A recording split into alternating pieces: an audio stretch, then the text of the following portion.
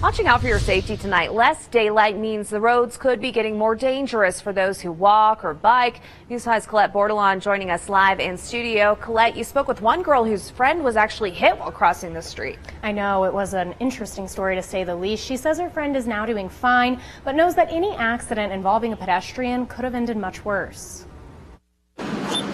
With the seasons changing, the sun will set earlier, meaning we all need to be a little more careful. I'm just being really aware that there's a lot of them around. Susanna Penfield is talking about pedestrians and says she has a friend who's actually been hit by a car. I think she was crossing in this area and there was just like some confusion, and I think another car was involved, and she ended up breaking a leg. But lucky to be alive.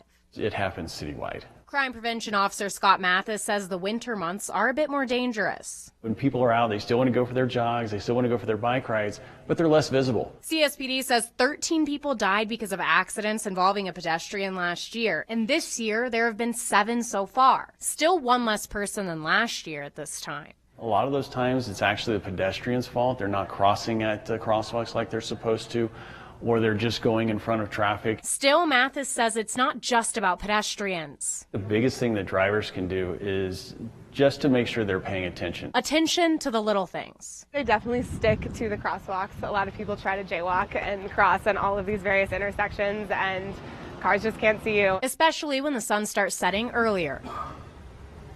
In the city of Colorado Springs, bicycles are required to have lights on both the front and back. You could get a ticket if you don't. Always watching out for you, Colorado Springs. Colette Bordelon, News 5.